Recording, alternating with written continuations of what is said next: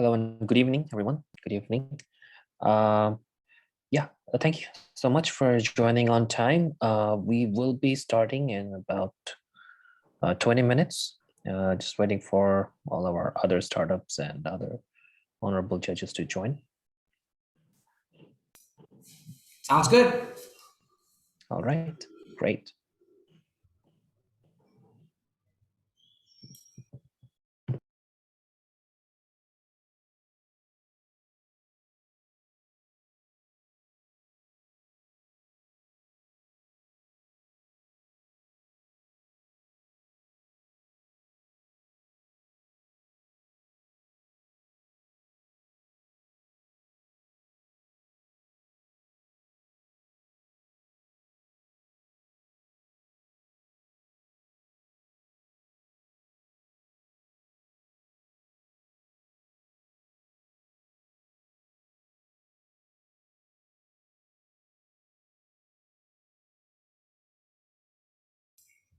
Right.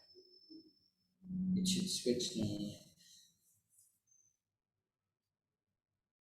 No, let me see. Yeah.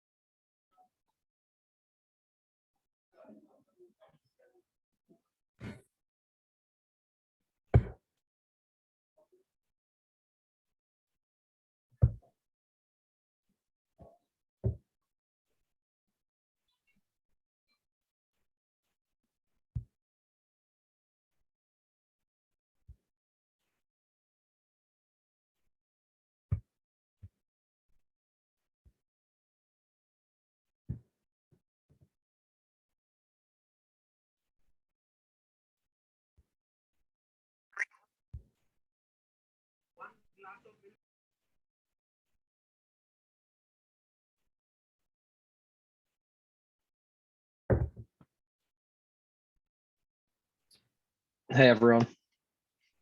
Hello, how are you? Good, good. How are you? Great, thanks. In Right. New York, so bright and early here in New York. Oh yeah, you're in New York. Good stuff. Yeah, I'm traveling.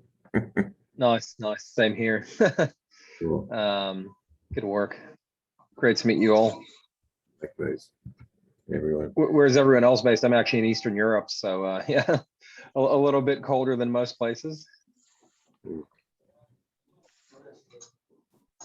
Hey, good morning and good evening to all of you. Nice meeting you all. Yeah, good evening.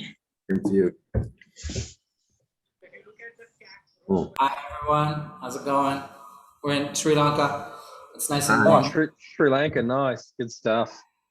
I was actually meant to be headed off to Vietnam right about this time, but due to the whole visa situation, didn't really pan out because they're still not really letting anyone in properly. So I have to kind of pause it for a couple of months. So that was a bit of a disappointment, but you know, what do you do? Yeah, yeah. They've relaxed most of the stuff, and I think from February they won't ask for PCR tests as well. What, in Vietnam? No, sorry, in Sri Lanka. Oh, in Sri Lanka. Okay, that's pretty good. Yeah, good stuff. Might make my way down there through Sri Lanka then. Who knows? Yep, yeah, It's not a bad spot. Actually, one of my friends just came back. She absolutely loved it. So it was yeah, it was pretty good. yeah. It's a nice place. Yeah, lots of photos of palm trees and coconuts and all that kind of thing. So Lots of waterfalls. oh yeah, as well. Good stuff. I've never been. I mean, I've been to a lot of places in Southeast Asia, but not Sri Lanka. So Yeah, yeah, it's interesting. cool. Is everyone else in Nepal or where are you guys Yeah, based? yeah, from Nepal. Yeah, nice. Situation is normal here regarding the COVID. 3 weeks back, it is widely spread, but it's going down. Oh, right. Yeah. Yeah, it's good to know. Weather is Guys, clear now. I'm in Thailand. Yeah. Nice. Oh, sorry, who's in Thailand? Hey, Dennis here. Oh, good. I'm good based stuff. in Bangkok. Yeah, good stuff. One of my good friends, used to run a fund in Bangkok, so it's I've visited a couple of times. Good place to Crazy be. place. Yeah, Right. very, very, very big. Yes. You know, it's funny. I spent the last because I've traveled all around. Last year, did a entrepreneur in residence stint across Eastern Europe, and it was really a bit of a contrast, right? Going from Asia and kind of being in Vietnam before that, then a little bit of Moscow as well, and then being in these towns and cities that are like 100,000 people, right, or even less. So it's it's a bit of a shock to the system, especially after a city like Bangkok.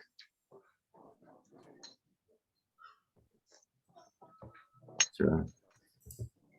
Yeah, it's I think what 10 million people, 8 million people or something here. So it's a very different feeling, right, from a couple 100,000. Yeah, for sure. My part of my family is in Russia, so my brother is in the US, and then my sister is actually based in Moscow at the moment. So I had the chance to visit her there and stuff, and wow, what a crazy place. 20 million people in Moscow, so you definitely feel even during quarantine, like no one really cared that much, right? So everyone was out and about, so it's a different vibe. And then I spent the last month in a city of less than 50,000. So yeah, it's interesting to do these things.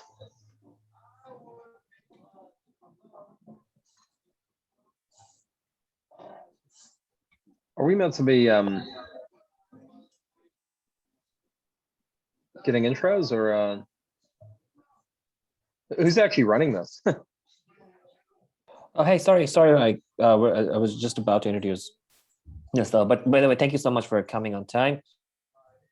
Right, guys, startups, would you mind checking your internet connection and see if you're able to share your screen?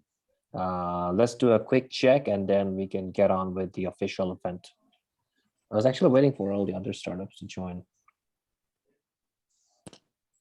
So And that's sorry, Fahim, can I just clarify straight away? Like, what's the voting situation like? What do we need to do for that? Is it a separate app, or how does that work? Right. Have you received an email?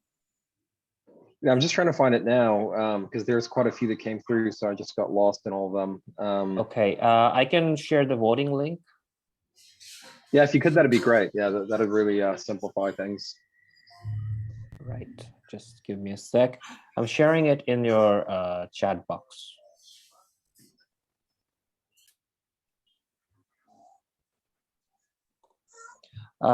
Any other judges? If you are unable to access your voting link, please let me know. I can directly share it in your chat box. Hi, this is Ashok here from Bangalore. Okay, so hello Ashok. Hi. sharing Nice your- jumping in. I'm sorry I got a little bit late. And as I'm also trying to figure out the login for the jury's scoring. Yes, I have shared your voting links with you, and you should be able to log in now. Yes, I got it. Thank you. That helps. That really helps. Oh, no worries. Any other judges? So, you know. Friend, can you please send me also? Hi, this is Dia from Bangladesh. Hello. Yes, absolutely. Does the voting like normally load this flow? Because mine's not really making any headway. And anyone else having trouble accessing the voting link?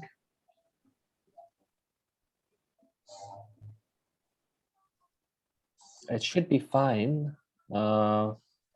Let me try to access your, let's see what happens.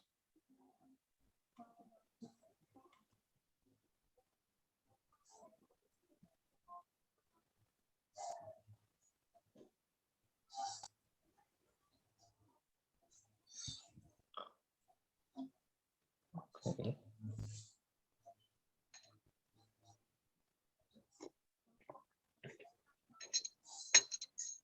Hey, yeah, I can access your voting links. I can access the website that you're supposed to mark the startups.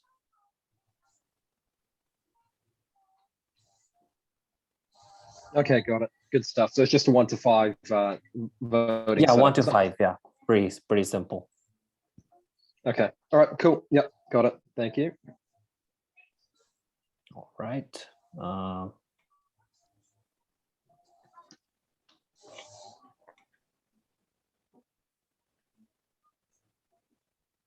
All right. Any other startups want to check their check the tech stuff before we start officially? You can give me a thumbs up sign in the chat box.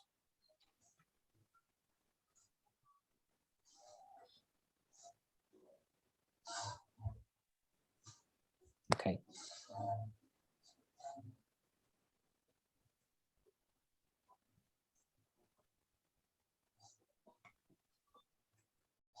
All right, great. So let's get on with the official program. Hello, everyone. Good evening, good afternoon, good morning, wherever the world you are. Pleasure to be here. I'm Fahim. I'm one of the partners of Startup Network, and today we're launching the very first pitch program in Nepal. We're supposed to have a lot of startups from Nepal, but unfortunately, due to time clash and some other technical glitches, we don't have any startups from Nepal. However, we did invite some of our startups from Sri Lanka and from Thailand, and Taiwan, one startup from Taiwan as well. So they will all be pitching here today. And I really hope that all the other judges enjoy the pitches and they will be able to give them some valuable feedback and insights about their business. So let's get on with the program. For the first segment is introduction of all the jury. So let's go alphabetically. Mr. Ashokji, if you could please introduce yourself and give share a few words to our to the audience, please. Hi, good evening. This is Ashok logging in from Bangalore. Pleasure to be part of this panel and look forward to exciting ideas, ideation and pitches. To me, I've been in the startup ecosystem from 2007, about 13 years. I did a few startups myself. Then I've been also part of co-creation of a VC fund and an accelerator. So love to see the energy in the startup. So I always like to be forefronting into the startup world. So look forward. Thank you. Thank you so much, Mr. Ashok. Let's go to Mr. Basudev. He's from Nepal. Namaste, I am Vasudev Adhikari. I have 32 years of experience in banking, 30 years in central bank and 2 years in commercial bank. Right now, I am engaged in learning and development of banking sector and entrepreneurship development. Thank you. I am very pleased to be here. Thank you so much, Mr. Vasudev. Let's go to Mr. Dennis.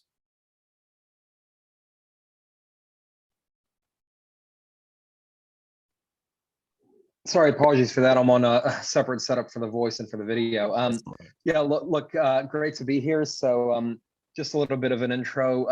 Effectively, over a decade in leadership roles in startups, 16 years in total of international growth experience, including multinationals like Unilever, Suntory, scale-ups such as freelancer.com.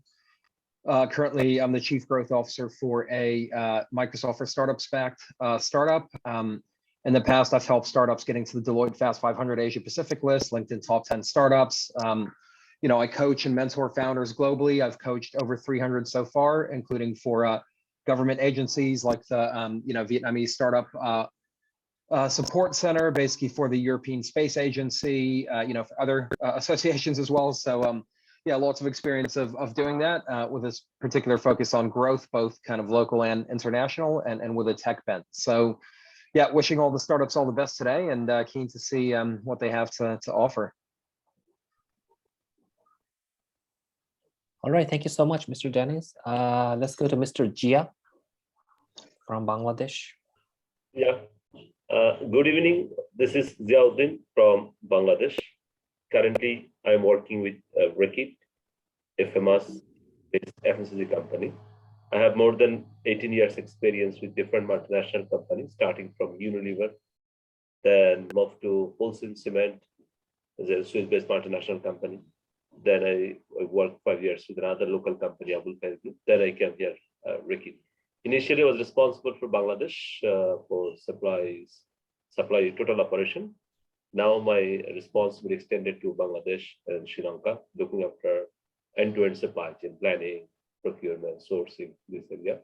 I'm really excited to be here, to sit with the reputed judges, to hear the ideas from the new guys. That's what. Thank you all. Thank you so much, Mr. Jia. And lastly, Mr. Ratnakar from Sri Lanka. Oh, sorry, from India, Hyderabad. Thank you for him. And I welcome all the jury here. I think I am part of this Unicorn Pitches from last 3 or 4 sessions. And thank you for the team to inviting me. And Hyderabad Angels has been in existence for more than a decade. We have seen full cycle stack of startup ecosystem in India. We did good number of investments, and we have seen good number of exits, good number of the growth in the Indian ecosystem per se. And we started investing outside India, both in US, Spain, and now we are looking for Singapore, Indonesia. And I'm eagerly looking for this session, how Nepal, Sri Lanka, Bhutan, and other countries are doing well and what kind of startups are going around. It will be very interesting to know how things are taking shape. And finally, being a jury of this organization, jury on this platform, if any of the startup is looking to enter into India and they're looking for some partnership, they can reach out to me. I can help them to bring them to India and get the required partnership to grow their product or a service or an offering what they're trying to do in their own country. Thank you all. Thank you so much for the invitation. Really appreciate that. And lastly, we have Mr. Hampal. He's from Nepal.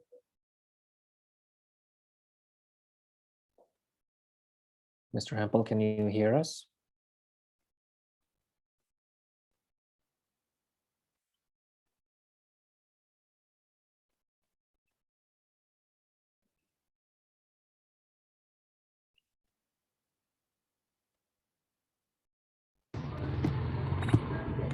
Yes. Hello, good evening. Hello, Fahim. Can you hear me? Yes, Mr. Hampal, we can hear you. Okay. Yes. Yeah. So, shall I keep the cameras on, or shall I keep it as it is right now? Maybe during the introduction you can keep it on, but later you can keep it off. Okay, right. Actually, I'm right now traveling mode, so so We wish you a safe travel. yeah.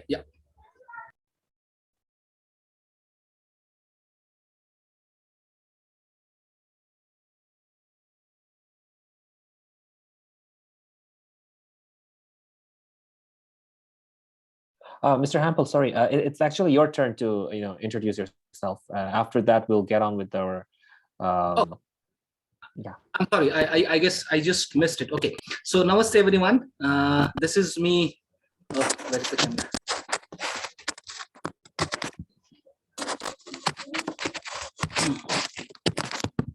Okay. So namaste everyone. This is me, Himpal Shrestha, and I'm from Nepal.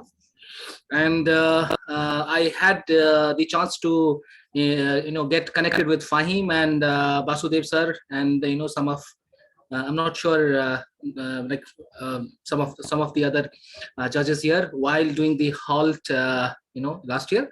And I basically work in the domain of ICT and legal. So it's basically in Nepal, and I work with the private sector, government institutions, and also with the developer agencies.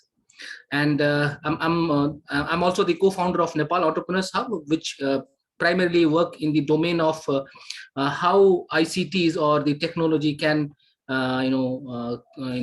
startups can be mentored and supported. So that's me about. So Fahim, anything I missed all the introduction. So if you could just give me a nudge, what I should share with fellow judges. Yes, Mr. Hampel. I have shared a voting link with you. Did you receive it?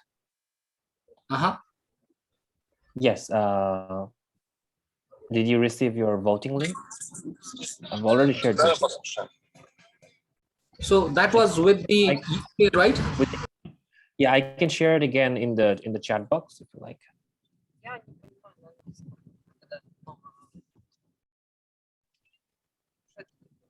Yeah, share in your chat box and in your WhatsApp as well. You can. This is the voting link. You can use this link to mark the startups.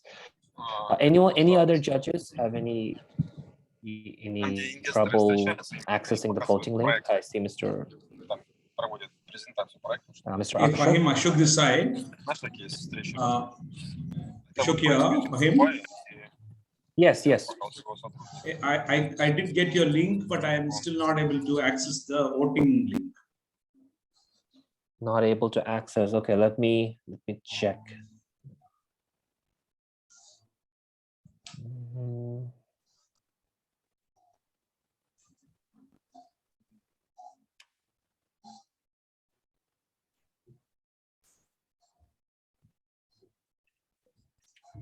Not able. Can you try again now?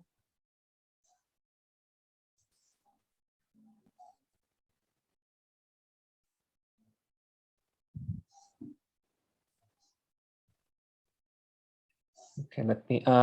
Kate. Kate, you're here. Can you check Mr. Ashok's voting link?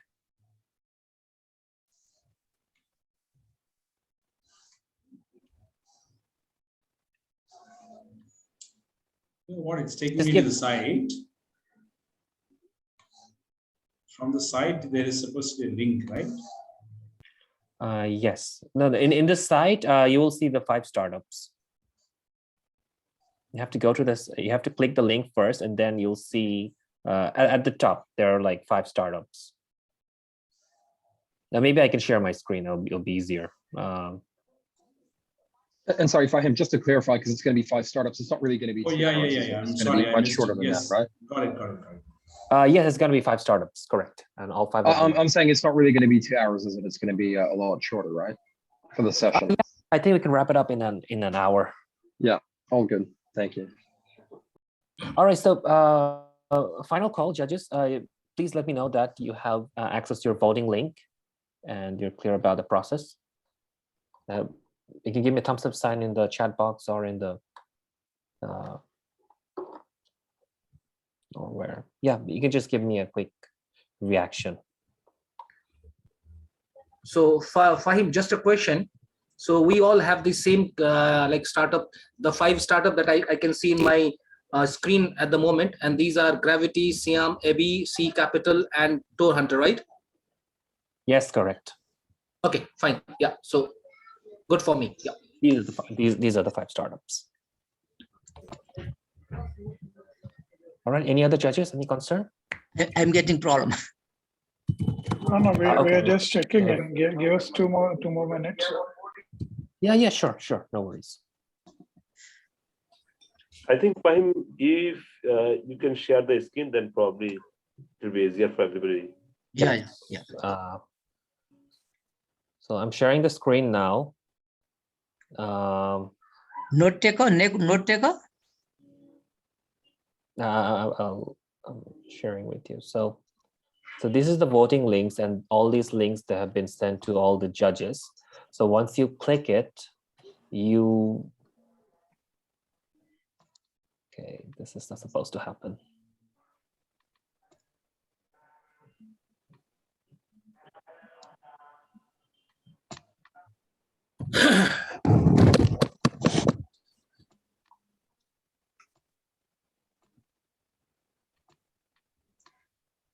Okay, why is it like this?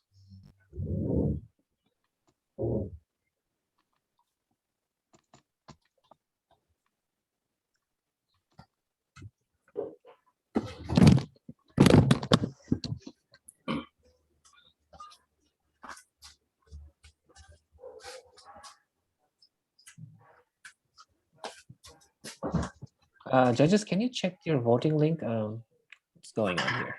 Image. I mean, my one definitely works now. Yeah, but I cannot.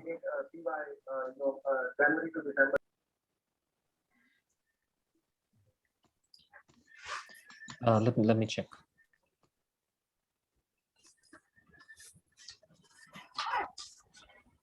Right.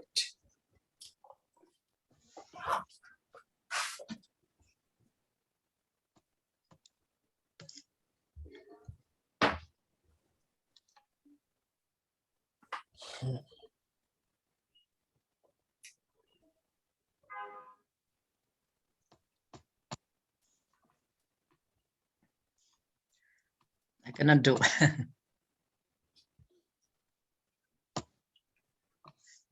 Yeah, we're just checking.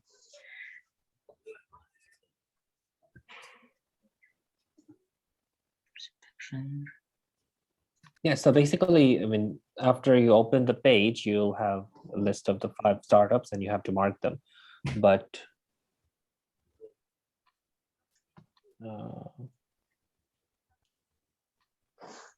some of the judges, I see there. We have to mark 1 to 5 as a good and bad. 1 to 5. Best. Yeah, that's Yes. where we need to vote, right? 5 is best, 1 is not interested. Yes, correct. 5 is the highest. Thank you. Right. So we are able to see that now. Okay. All the other judges? I cannot open. Okay, let me share the link with you one more time. Please. Your link.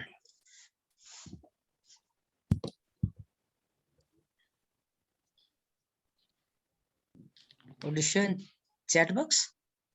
Yes, in your chat box. I'm sharing one. I shared it. Okay. Mr. G, did you manage to open it as well?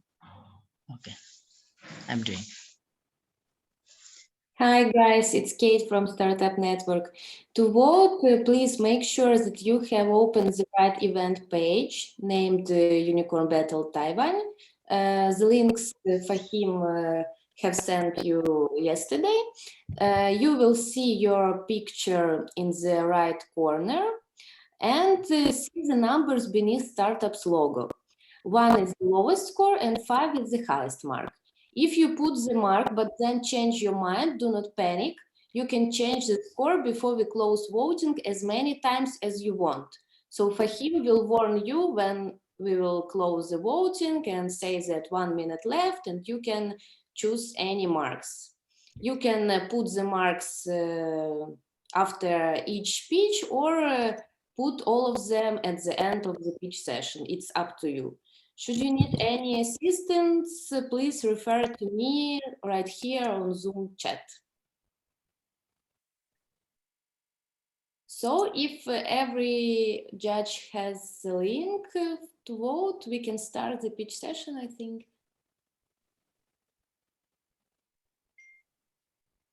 Fahim, let's move. Wait, just 1 sec. Let me just get back to all the It's judges. okay. It's okay. I get it. You can access it now, right? Yeah. Mr. Zia, can you access it? Yeah, I just opened that.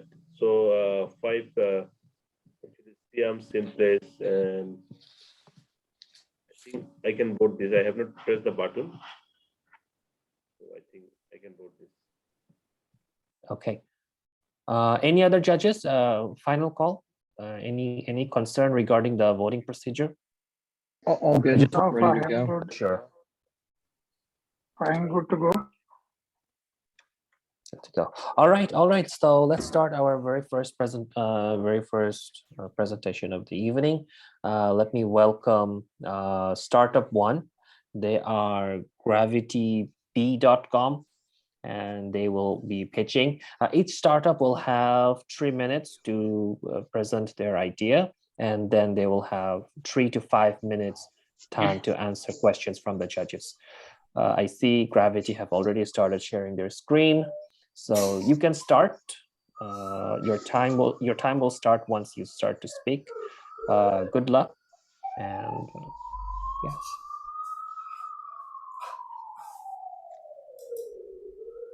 All right. Thank you, everyone, for having me here. It's a real privilege, and looking forward to hearing all of you. So today I'm going to talk to you about Gravity. My name is Sean Zelber, and I'd like to start off with a question. And that question is, what's the future of the workplace going to look like? Now, there has been a shift over the past couple of years, but the pandemic has made things move a lot faster.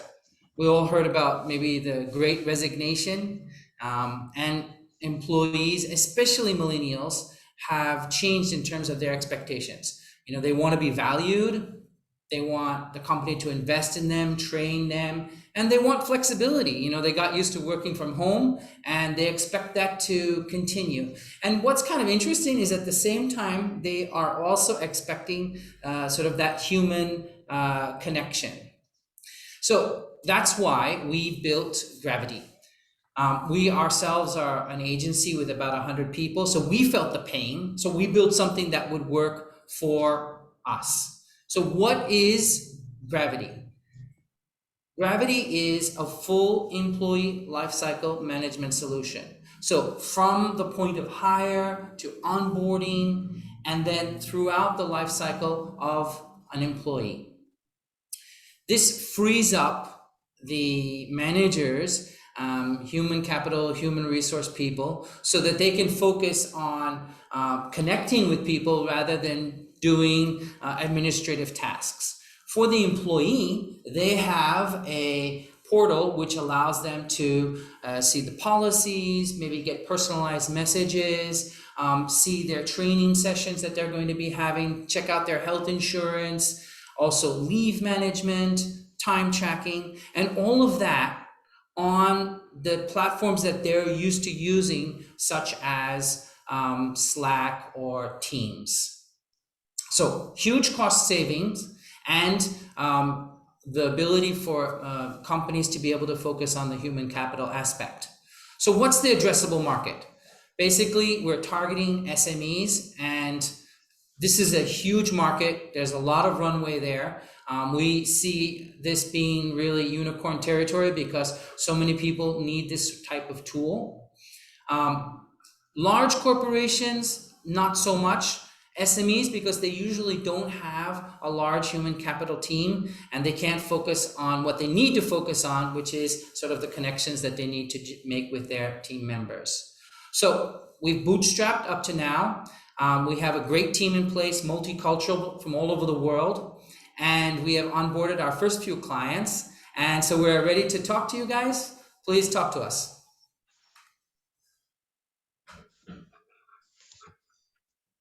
great presentation. All right, so judges who would like to kick off first.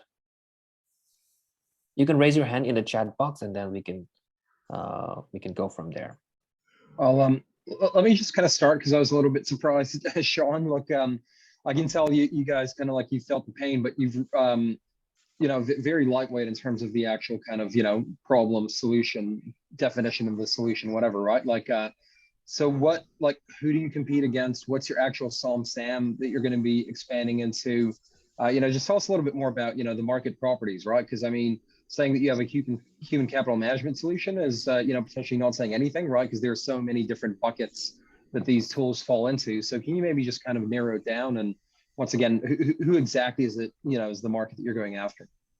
Yeah, absolutely. That's all very good questions. So we're targeting SMEs, especially SMEs that focus on, people who are more sort of in the intellectual sector.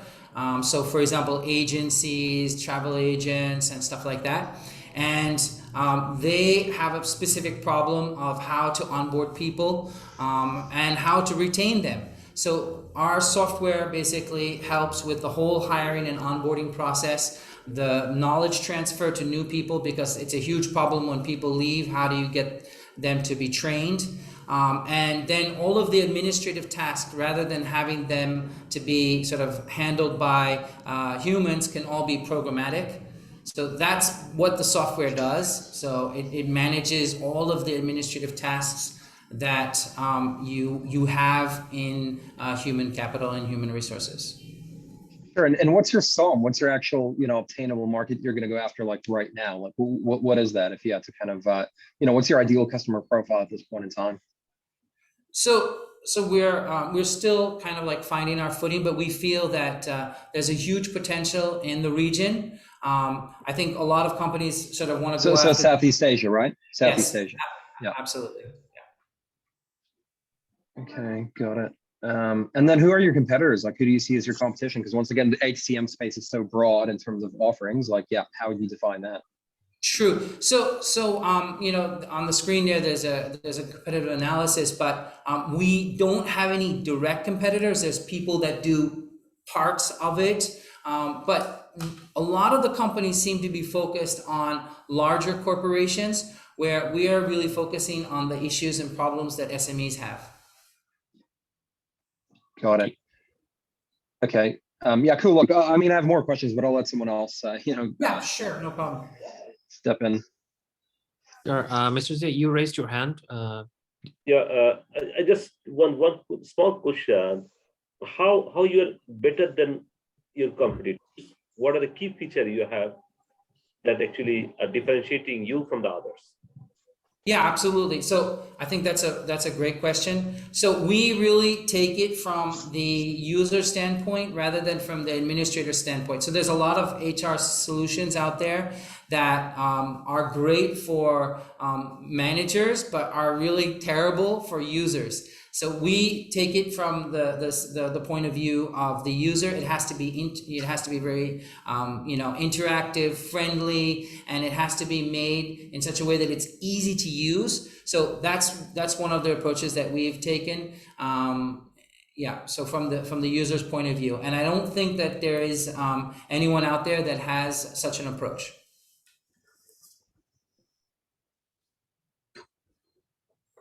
Thank you. Mr. Ashok, you can go next, followed by Mr. Basudev. Yeah. I have one query is that how can you assure their skill will meet the requirement of SME? So the whole skill part in the recruitment, is that what you're asking? Yeah. Yeah. So in the first version, there is no AI in terms of finding the right resources, but the whole process is streamlined. So from the CV coming in to setting up the appointment, doing the interviews, whatever tests and all of that is digitalized and automated. But it still needs a human component to actually select the proper resources. but a lot of time is saved because, you know, you get 100 CVs and then you narrow it down to, you know, 10 people, and all of that is digitalized. Did I answer your question? Yeah. You focus in middle management or top management or working level? So the end users can be anybody in the company, but the administrators, you know, generally it's going to be office managers, maybe a human resource person, finance people, accountants, and stuff like that. And generally in SMEs, the human resource aspect of an SME is quite small, right? Yeah. Oftentimes. Yeah. Thank you.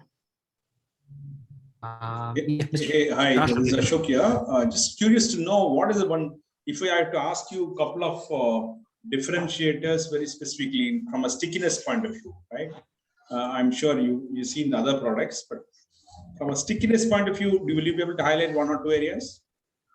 Yeah, that's a good question. So the competitors that we have, so there's like big HR systems. They're clunky, they're hard to use, and people, it's a lot of work to get them to start working with them. Whereas this is super easy. You can shift over all of your profiles to this system, and what's great is it works with what people like working with. So if you work with Google Drive and Google, if you work with Dropbox, or you work maybe more with Microsoft, so it integrates with those tools, so people can still use the tools that they're used to using. So for example, leave management, just an example, instead of going and logging into a different system, you can actually just right from Slack or right from Team, request your leave, boom, it goes into the system, and the administrator or the line manager can do the approval right through Slack. So I think that is a super asset and makes it very sticky because people want to use the tools that they're used to using. Thank you. Hi, Sean. Interesting presentation. I'm just, the first question that you asked, what does the future workplace look like? And some of the, the workforce want to be valued. They want to be, flexible, and they expect human connection as well. So I think Yes. that the three lines that you said, and interesting.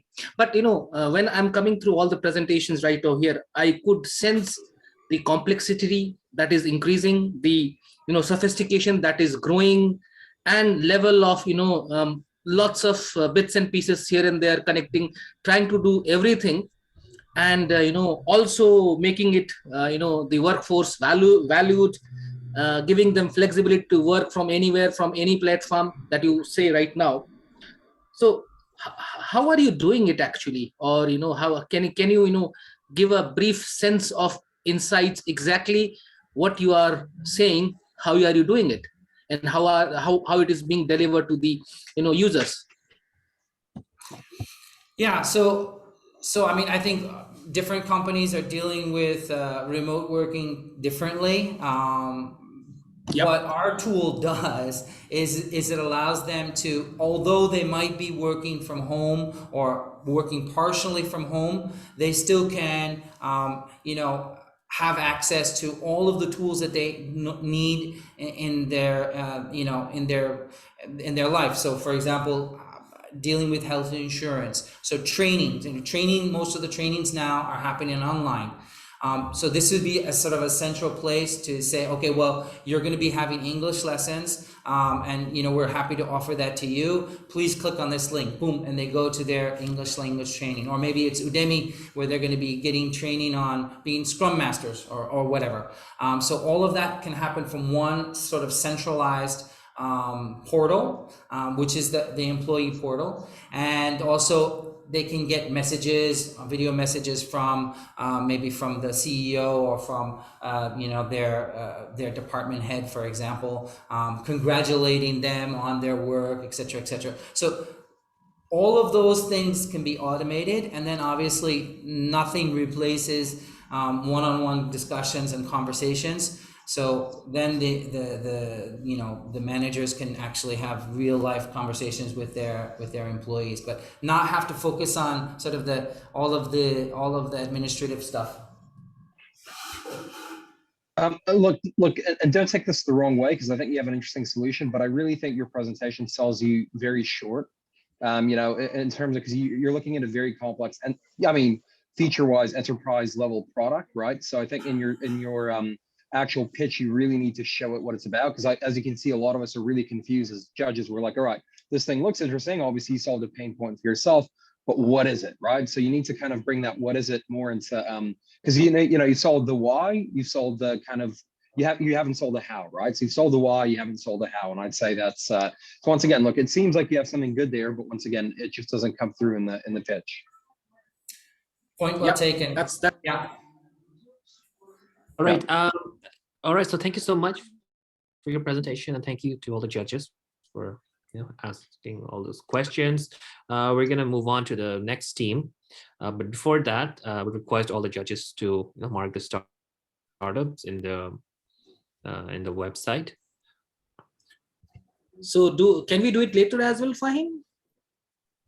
Yeah, you can do it later as well. Okay, thank you. But you have to remember. Yeah, I won't forget. Don't worry. All right, no worries. All right, so let's introduce the second team. They're called Siam Seaplane. They're from Thailand. And if all the judges, if you give me a thumbs up sign, then I will ask them to start.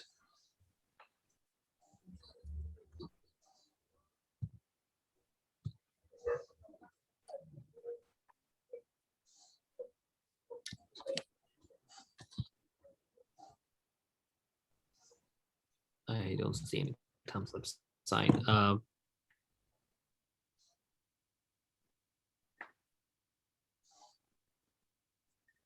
Judges, are we ready? You mean thumbs up or hands up? I see a hand. I mean, when you say thumbs up, what do you mean? Fine. Okay, raise hand. Cool. All good. Yep, ready. All right, team. Ready. Great. Thank you. All right, so yeah, team Siam Seaplane. You can start whenever you're ready, and good luck. Great, thank you so much. Thanks for the opportunity. My name is Dennis Keller. I'm the Chief Business Officer of Siam Seaplane and one of the co-founders as well. We're based in Thailand, and let me explain what we do. So we are working on the first premium seaplane transportation service in Thailand, and Thailand just as really the first country of many markets in Southeast Asia. It redefines arrival and departure and really provides an ultimate experiential offering, making transportation actually an exciting experience. It also offers sightseeing adventures, it unlocks new destinations, and of course, it's a big time saver, because with this, you can actually land almost anywhere on the water and come from land. So you can fly from the airport to the water. But also, it's not just for tourism or hospitality, it's actually a game changer for accessibility in general. When you think about delivery of crucial goods, when you think about freight or medical evacuations. Of course, comfort, hygiene, and safety are very important, and so is sustainability for us. And so we built the business with sustainability by design from the start. We're aiming to launch later in 2022 with a scalable business model. And that's interesting because unlike regular airlines, we have a very different type of business model that we bring to this company. Now, here in Thailand, we have a lot of regulatory support. So for example, here you see the governor of our tourism authority who says he sees this as part and parcel actually of the recovery plan for Thailand. And of course, this is especially in light of COVID now, when we're really looking for how can we find other and more interesting alternatives to reviving tourism, to reviving hospitality, and offering more private and interesting solutions. Our business model is primarily B2B, B2B in that we work with the luxury resorts, with the hotels. We have over 40 of these partners already signed up in Thailand, including Four Seasons, Intercontinental, and many other brands. That guarantees revenue. That guarantees that from day one, there is a solid margin. Of course, we also have B2C. We employ technology as a very important factor. So our apps are already live right now and do a generally tech-first approach. It's scalable because of a modular business model and because of financial lease, which means we don't have the capital-intensive aircraft acquisition in a regular airline. The model has been proven in other markets, and with the commitments that we have from both commercial and regulatory, we are confident that this will be a big market once we start. Overall, we see an SOM revenue potential over $150 million annually in Thailand alone. And we see scalability opportunities beyond Thailand with Cambodia, Malaysia, Indonesia, and many other markets to follow.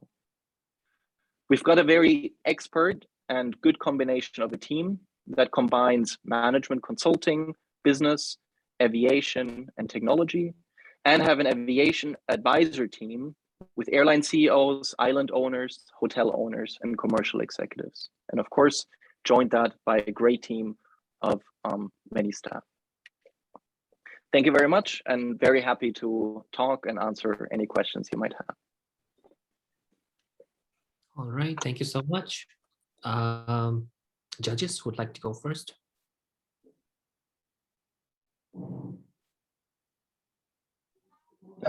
Can I just say, look, in general, I think it's a great idea. You know, someone who's actually been in quite a few Southeast Asian countries, I think, you know, it's really, yeah, there's a lot of potential.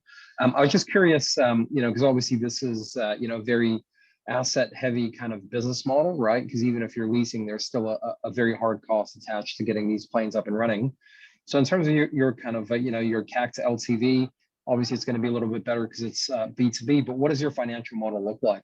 Like what are you guys aiming for revenue wise over the next 3 years or so? You know, and all the associated like CAC to LTV. Yeah, no, it's a good question. So basically, because we're you know, validating each aircraft acquisition through commercial demand, it's tested already, and so that means we can get the aircraft for just about 10% of the acquisition value, meaning instead of 3 million per aircraft, we get it for 300K, and then have a lease to buy arrangement, right, a financial lease. So that significantly lowers the actual CapEx investment or makes it less asset heavy as such. And because of the commitments we get through the B2B approach, we ensure that there is a margin from day one. And that ensures also the scalability of the model where we reinvest, you know, from the P&L, that becomes scalable rather than, you know, adding aircraft and then wondering, okay, where do we now fly? Where do we get the revenue from? And that's the big difference to kind of the typical airline model, which this isn't, right? But rather ensuring that the sort of revenue generation is actually secured from day one. Yeah, great. Look, I just want to say fantastic idea. I actually really see it taking off. So, you know, thanks for the presentation. Right, Mr. Hampel, you wanted to go next?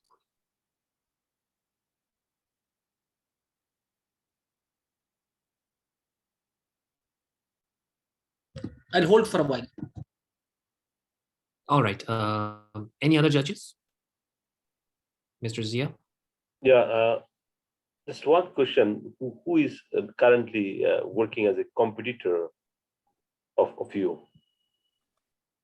Great question. So at the moment, we don't have a direct competitor, meaning there's currently no seaplane operator in Thailand, or even if you look further in Malaysia, in Indonesia, in Cambodia, in Myanmar. Of course, there is competitors where you could say, for example, private jets or helicopters, but they're significantly more expensive. And that's important because I'm trying to find a graph, I don't have one. Private jets are about 10 times the price of this. And so this is, while it's a premium service, it's still very accessible pricing wise. And I think that's the sort of niche we're in, that we're bridging a gap between ultra luxury and a kind of, you know, premium market and offering something in between.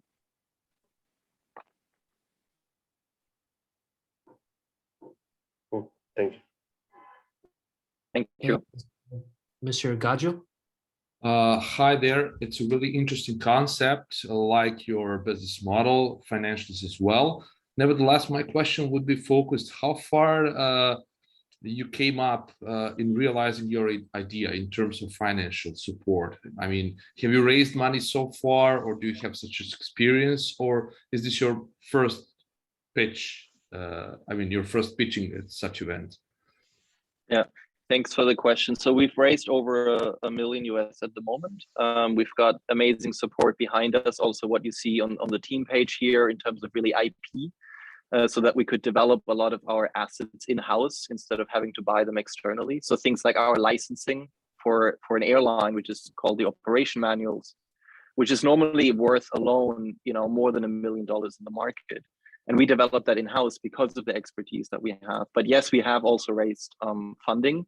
We've been existing basically for 2 years in terms of building up the business, because the regulatory environment in Thailand has been complex.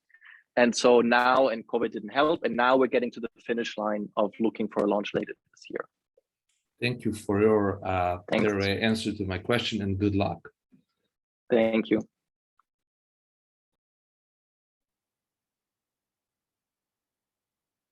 Hi, Dennis. Yeah. So, I really like your presentation. It looks like everything is going very fine, smooth from your end, from your presentation. I'm just curious, so, what's the innovative part that you are putting it?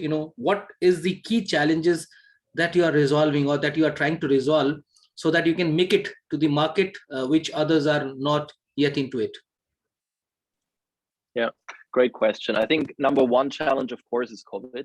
So it's been 2 years, as I just mentioned. So that's a challenge in itself that we had to manage. But I think that's also a great opportunity, because what we see is people want different. People want experiences, especially in the hospitality area now. They want great memories. And this is one of those. Seaplanes is still very unique. Most people aren't used to it. That's a differentiator, number one. Most airlines cannot just establish a seaplane service because it requires a very particular skill set and expertise on how to manage that, because it's backcountry operation. As you see in the image, you don't have a tower there, you don't have a maintenance facility there. And so it requires very special expertise. Number three, of course, is the time saving. So you save time by not having to take various modes of transportation to reach a far island, but rather you can fly direct within, say, 1 hour. And that's the big use case, not just for tourism, but also for things like medical evacuations and logistics and freight, that you have a massive, massive value add from that time saving and direct access, basically. Okay. Thank you. All right, thank you. I guess that's all the questions that we have for you. So once again, thank you so much. Thank you, everybody. All right, so let me introduce the next team. In the meantime, a friendly reminder to all the judges to vote for the team. And let's just give a 1 minute break to the judges to vote.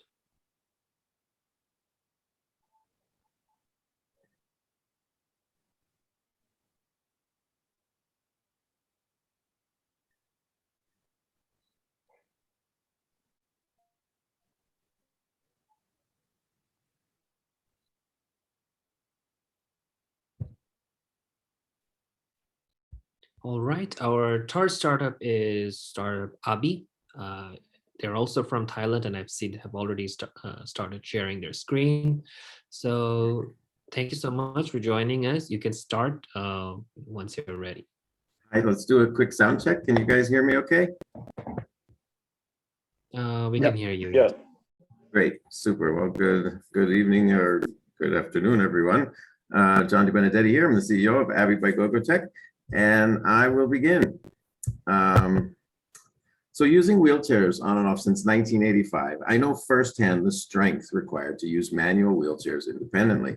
But sadly, last year, only 1 million powered wheelchairs and 1 million 3- and 4-wheel mobility scooters were produced for a global market of over 200 million adults with reduced mobility.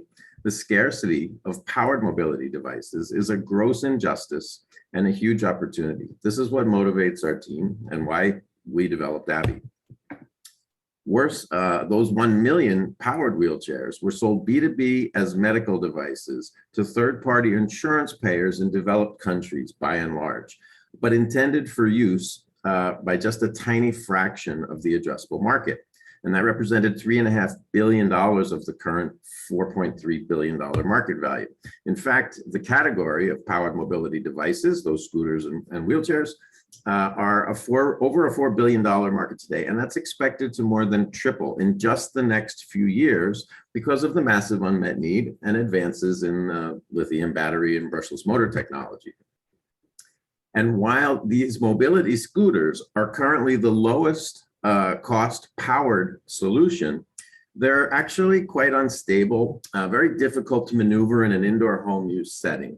Powered wheelchairs, on the other hand, can cost $40,000 or more, may require an equally priced minivan with a ramp system. They weigh hundreds of pounds, and they still lack smart technology like cameras and sensors to improve safety. Until recently, there have been quite few alternatives. Some of these include add-on kits for manual wheelchairs in the $8,000 to $10,000 range to motorize them. There are some newer, really interesting high-end scooters coming out on the market in the $5,000 to $7,000 range. And there are even six-figure exoskeletons. There's a tremendous amount of innovation going on. However, the bottom line is that the incumbent industry's total failure to offer anything other than low-function or extremely high-priced solutions is tragic, but it does present a huge opportunity for new and better products to enter the market. So let's meet Abby. Abby is loaded with advanced features, easy to purchase online direct with financing available for around $3,000. And that's just a fraction of anything comparable. And Abby's a high function, smart wheelchair that solves most of the long-standing issues with the mainstream products, including limited range and the lack of smart technology. That connectivity makes Abby a platform and not just a better, more affordable motorized wheelchair.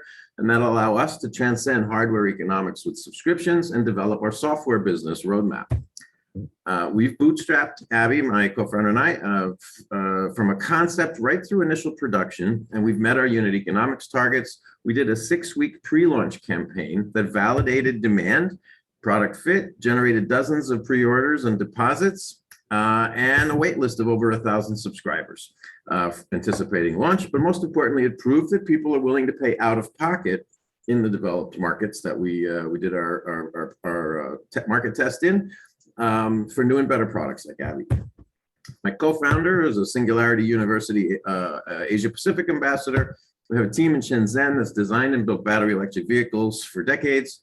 Our marketing lead has a consumer products digital agency background, and I'm an experienced software founder. And so if you believe, as we do, that powered mobility shouldn't remain a privilege reserved only for the wealthy and the well-insured, then we should talk. Thank you very much. All right, thank you so much, John, for the wonderful presentation. Really inspiring. Judges would like to go first. I'm sure you have a lot of questions. Can I just say quickly, like this is one of the better startup presentations that I've probably seen over quite a few different pitch events and things like that. So thank you very much for that. I'm not going to hog the bandwidth. I just wanted to say that. Thank you for that. Thanks so much. Right, thank you. Mr. Gajju, you can go first.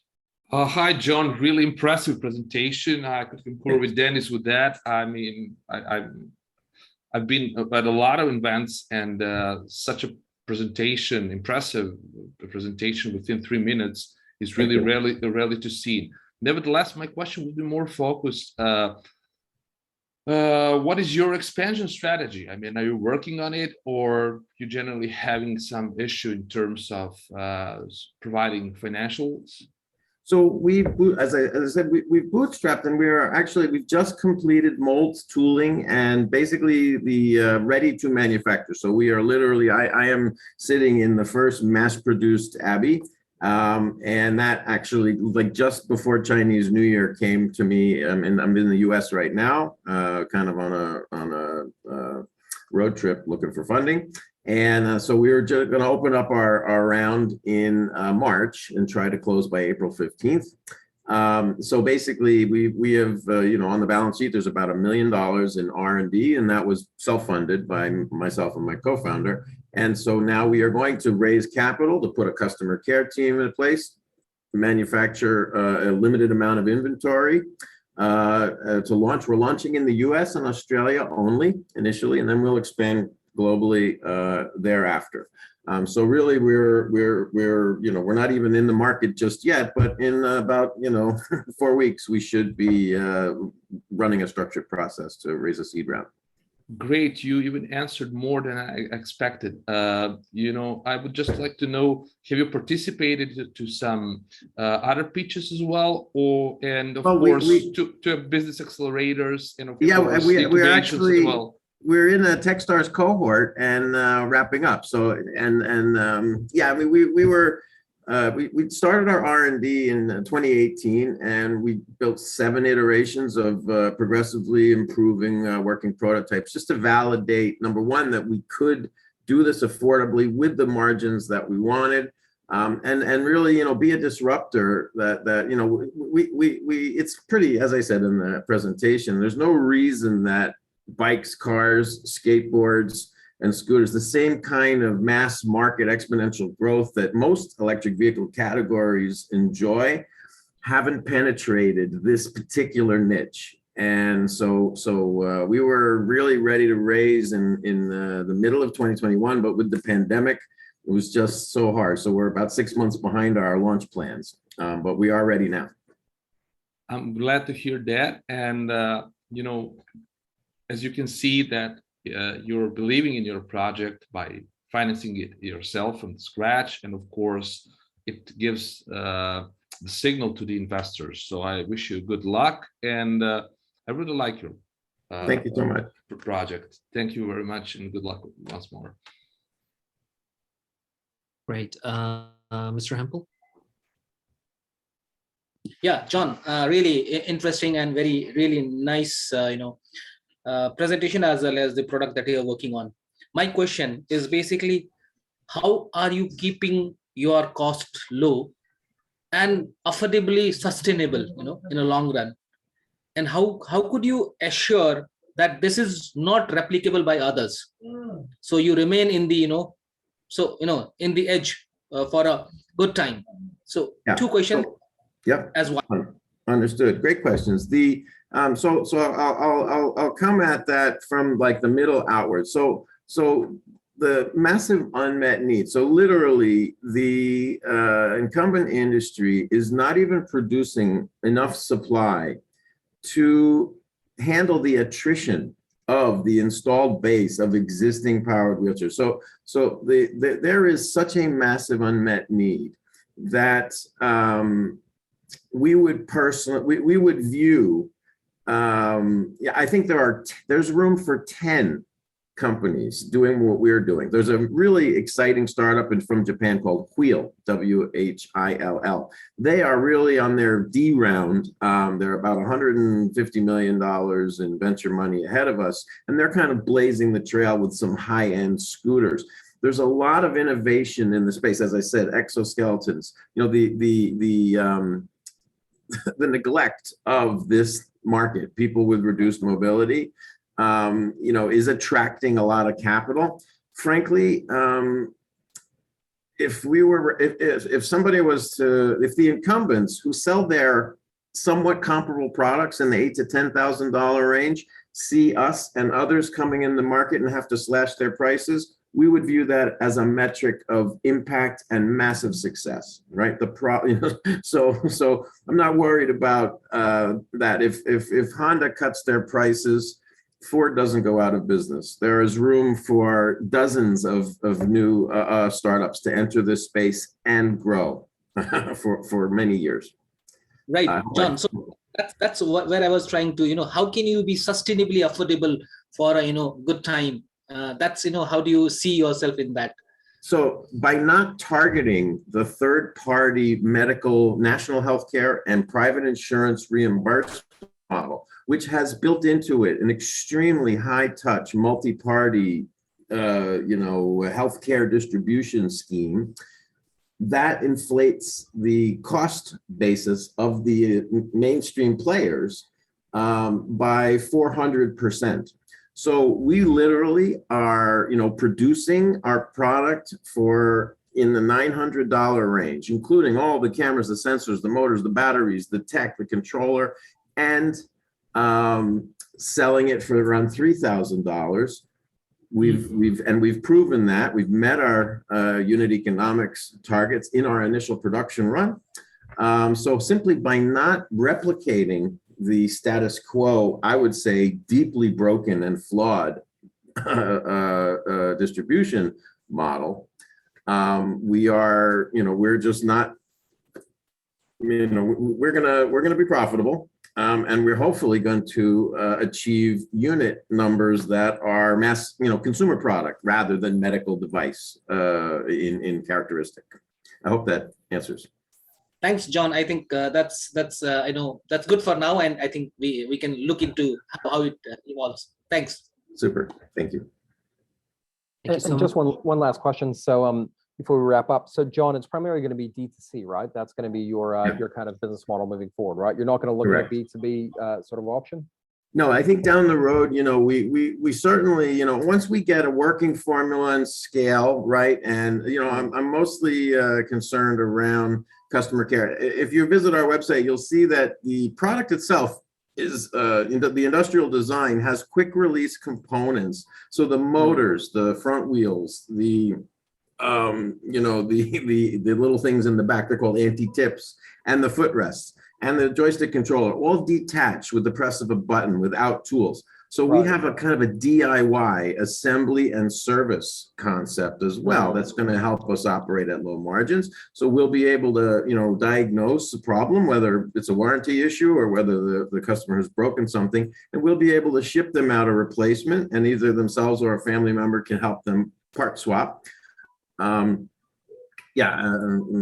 that's kind of our, the approach to being cost effective over the long run and scaling. Sure. Are you expecting any support from government? We are. I have. There are some really interesting programs. In the U.S., for example, where I am right now, the National Institutes of Health has a grant program for disruptive technology that helps aging in place, looking at some of the strain on the healthcare. So back to the last question, I'll tie the thread. They're probably eventually we will look at going after the insurers, right? We will look at that, but we're not going to hang our business on the status quo broken thing. We'd like to see, once we are generating downward price pressure in the market, I think the insurers will come to us. Just to be clear, I wasn't even necessarily talking about insurers. I was meaning more channel partners and distributors. The reason I ask you, I've actually been involved in mobility marketing for a little bit. It's probably about a decade ago. And there's a lot of distributors that, kind of sell this thing, right? But I think you're right in that they mostly sell mobility scooters that are kind of, they're not that great. So I think you guys stand a really good chance in that channel partner kind of space, that distribution space, not just D2C, because D2C is, it's not easy, right? Right. And so we want to kind of hold on and we want to pass that margin gap that we would have to give to a distributor, and really just kind of roll that into mass adoption. And Mr. Adhikari, so we are on a limited basis, we are looking at some grant programs, but not expecting, and we should be commercially viable without any government support. Thank you so much. Any other question? I think we can take one more question. Any other questions from our judges? Yes, Ashok raised his hand. Hey, Abhay, this is Ashok here. Just curious to know, first is congrats, a good product, very useful for the society. And I'm sure you'll be touching many lives. Okay, congratulations for that. My question to you is, how does your product work in cross-border commerce in terms of taxation? Is there anything in terms of licensing, taxation? Yeah, so that's a great question. So number one, so there is actually broad duty exemption for assistive devices. You know, most developed countries have a duty rate of 0 on assistive technologies. And so we in the US where we're launching, you know, we are actually the importer of record, bringing in, you know, stock and then just shipping out from our own warehouse. So it's really the fulfillment challenges are obviously as a bulky item. You know, fulfillment costs and the optimization of that, you know, inbound and then last mile logistics is a challenge for us, but we think we've got it figured out. So really no cross-border issues. We'll be bringing in full containers into the US and Australia, and then, you know, doing a domestic, you know, optimized endpoint distribution. And we're going to look at fulfillment by Amazon and some other maybe scaling levers that we can explore as we launch. But we're going to start slow to keep the brand reputation strength. I mean, we really don't want to. We want to make sure that our initial customers, especially delivering those pre-orders who've been waiting a while, we want to make sure that they're really happy with the product. And we also want to like not produce a lot of inventory until we see how these motors and battery systems and all of our engineering holds up and our supplier quality before we actually create too much inventory on the shelf. All right, thank you so much. Thank you. Thank you, everybody. Yeah, look, just some personal thanks as well. My auntie, you know, she uses a wheelchair, so yeah, I really applaud, you know, your effort. I think it's yeah, there's a lot of need in the world for it. So thanks for you know, taking the initiative. Thank you so much. Thank you. All right, so good product, Abby, thank you. Have a good product. It's a good thing to see. I think when you come to India, there can be certain import and customs restrictions. Keep in touch and we can help you whatever can be done from the Indian context. You're muted. Thank you. Sorry. Yeah, please feel free to email me and I'd be happy to get in touch. Thank you so much. Yeah, you can share your link in the chat box. Great. All right. So yeah, great presentation. Let's move on to the next startup.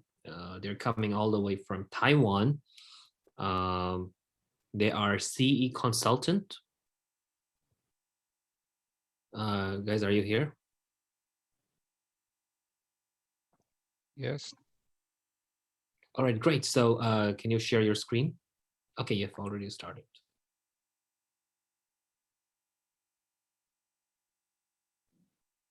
Can you make it full screen, please?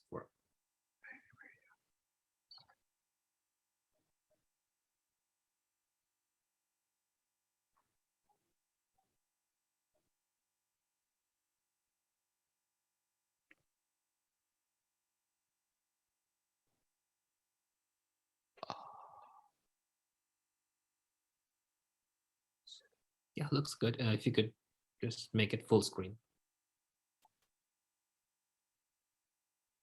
Just can't push the button. Whoa.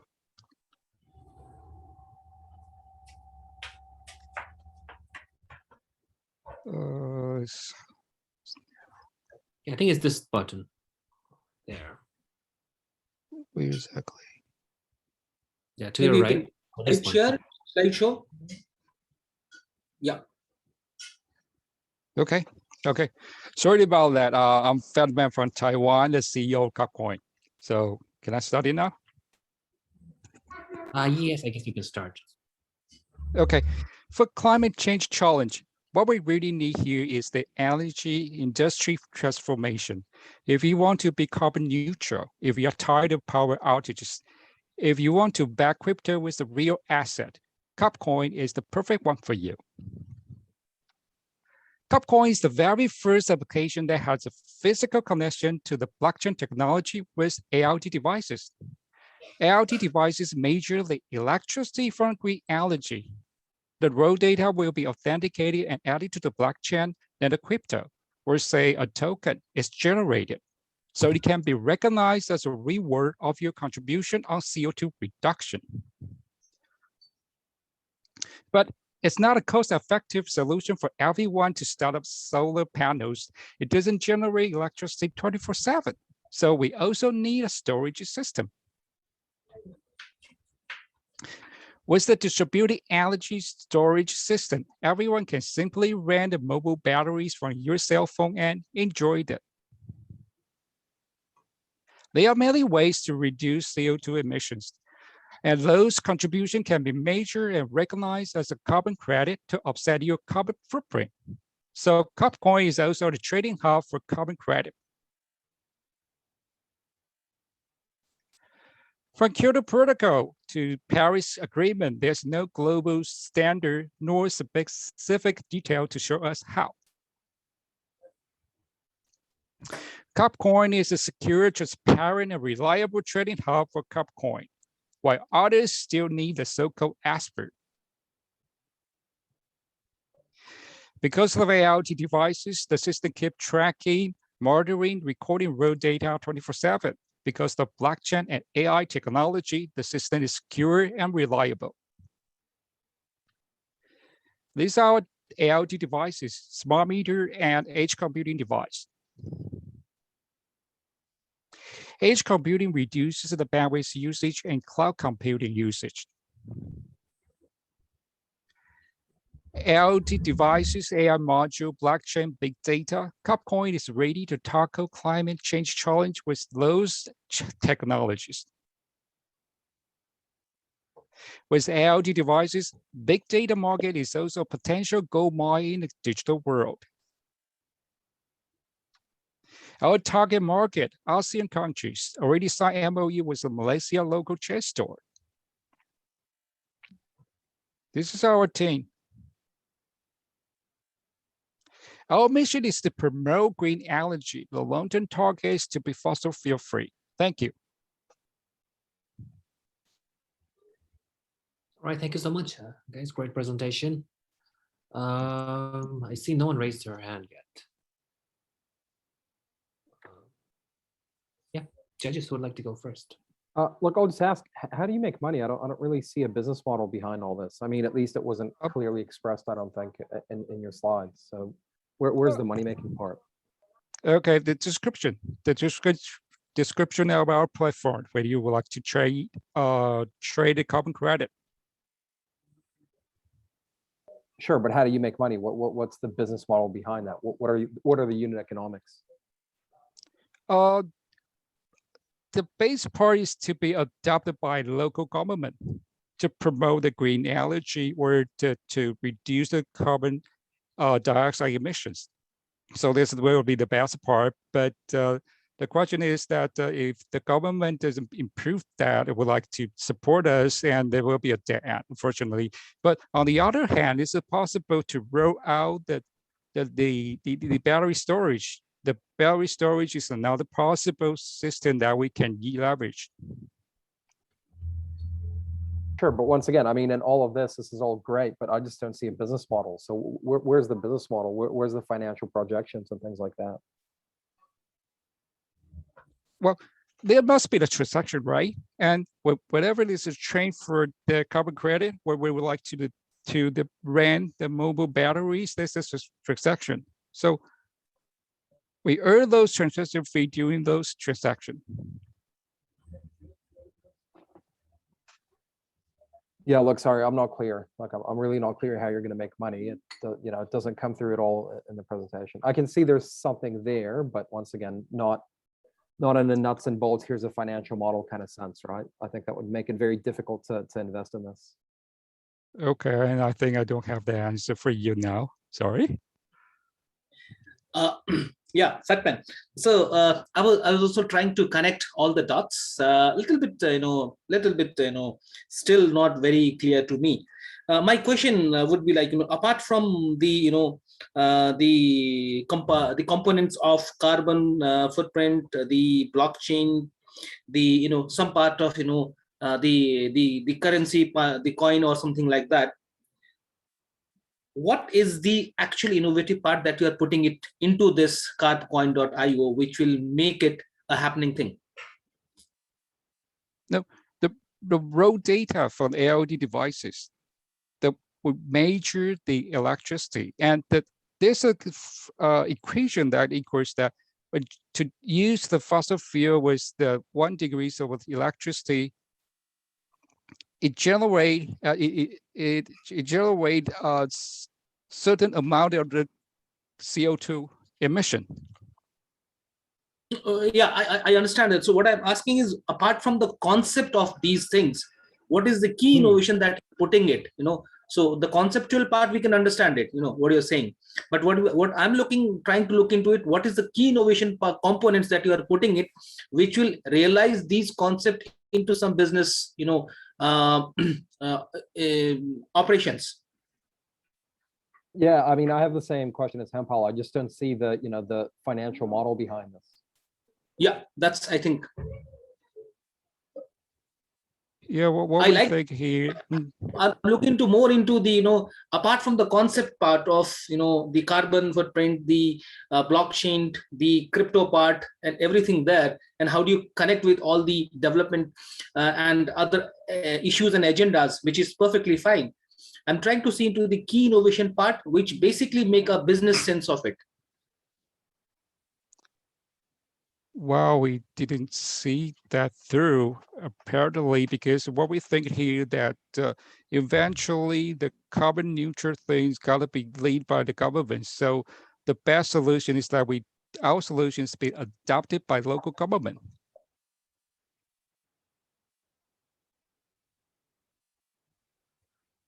Look, just one piece of advice, because I've seen enough carbon, startups popping up, and I like your idea of connecting it to crypto. It makes a lot of sense because then you have a tangible asset backing it. But I really think you need to think through the actual business model. Is it going to be, an actual carbon trading platform? Is it going to be, like you really have to think about the underlying business model that powers all this. I mean, yep, it's great to rent out batteries, but that's a whole different ballgame. So what you're talking about are different business models that, once again, in my mind, you haven't really connected. So it's not a criticism. I'm just saying that I think, if I were an investor looking at this, I'd be like, no way, right? So I think you really have to think through that end kind of like goal of like, all right, cool. Here's our distribution plan. Here's the end, kind of how we're going to make money out of all of this, right? And yeah, once again, interesting, very interesting. But yeah, there's just no kind of underlying revenue schema which you need. Thank you. So, I believe that we have to think through this in more details. Thank you. So in the same line as Dennis is saying, Fatman, I would say is, you are, trying to be way ahead from the current how the ecosystem is functioning. So I would, not advise, but I would request you to, make a connecting, approaches of the business and the innovation that you're working, and how does it make, a sustainable, outcome. So that would be my request. Yeah. Okay, thank you. Yeah, thank you. Hi, Fatman. Can you elaborate more on your direct competitors? I mean, did you do your competitive analysis? What is your competitive advantage in the market, and why we just need your platform? I mean, as Dennis already noticed. Okay, there's one from Singapore, a national team called Climate Impact X. And what they do is that trying to be a massive carbon credit trading hub. So the carbon credit, they are from the specific project, like planting trees or from green algae. So they have the project and experts, but the question is that they still need the so-called expert to measure or to evaluate those carbon credit and then trade them. So compared to us, our system is actually measure the green algae, the electricity generated from green algae, and calculate to responding carbon credit. So that's the major difference, because their carbon credit needs expert to evaluate, and our carbon credit doesn't need that. It's simply from the IoT devices, measure for IoT devices, and put it on the blockchain, and those are the data from those machines. So we don't need the expert to evaluate those things. Thank you. Sure, which is great, but once again, you're missing the business model, right? Like it's great that you have a technology. How do you make money from that technology, right? I mean, once again, I see where you're going with this, but you need to monetize it somehow. So just, there's a lot of options for that. I just highly recommend kind of digging into it a bit further, right? If you're launching a coin with an automated carbon trading, engine, AI engine on the back end, perfect, right? But then you're marketing a coin. If you're marketing the technology in between, you're marketing and technology in between, right? And that's a whole different business model. So you really just need to kind of think through the business model in a very clear sort of way. Thank you. Right. Any other questions? If not, then we can move on to the next startup, our final startup for tonight.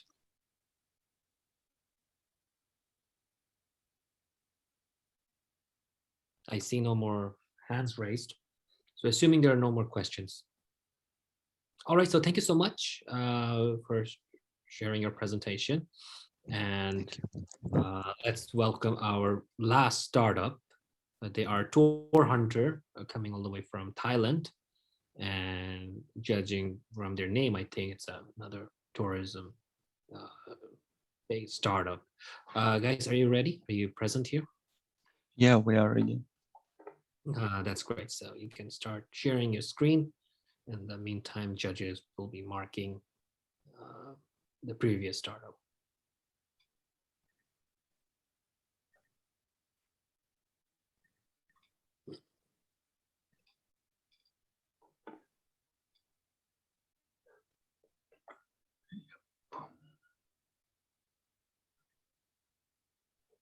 Okay, just 1 second.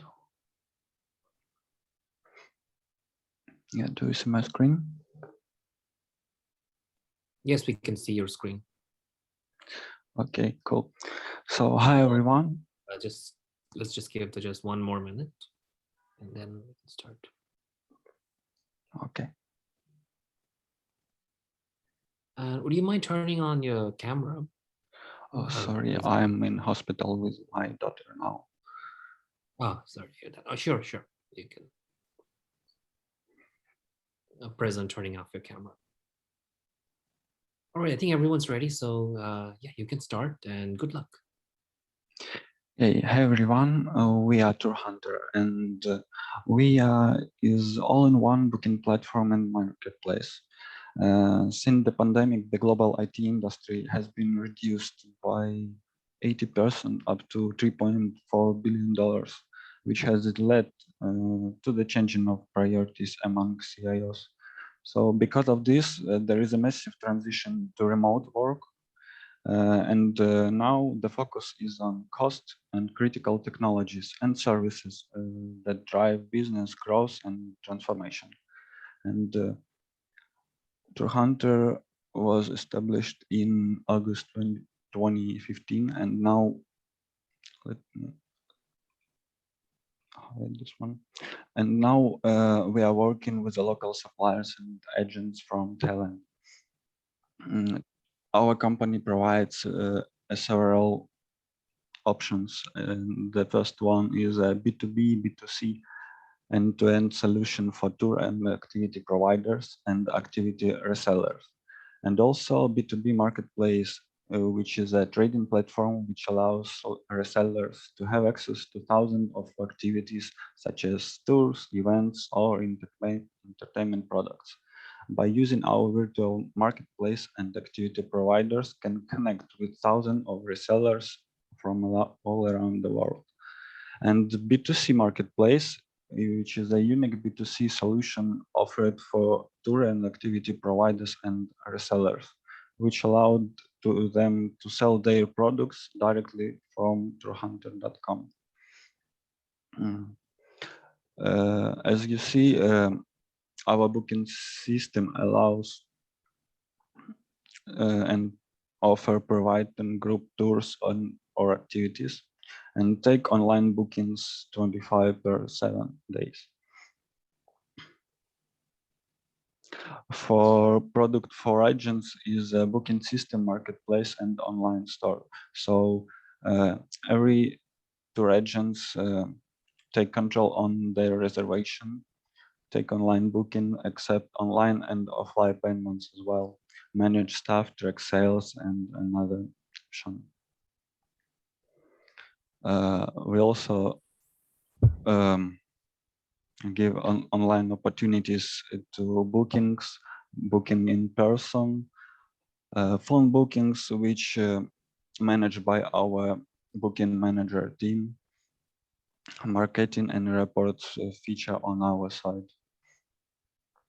So our milestones was, as I discussed before, we launched at August 2015, and now we are launched our API, and since the pandemic, our develop is freezes, but we now trying to produce new features, and in the future want to develop new features such as automatical invoice reports, white label 2.0, crypto payment methods as well. And when we will raise to 50,000 users, our revenue approximately will be 4.6 thousand millions of dollars. So, and our business model based on several options. So first of all, it's a commission revenue earning model for supplier companies. So they can pass all the fee to customers or choose who will pay. So it could be the small fee from internal booking or online booking from white label based on our domain. Or it could be a freemium model with a premium paid feature for suppliers and agents. It has full API access and managing tools, managing activities. And as I said before, our red line is 50,000 users in the future. So now we have some traction.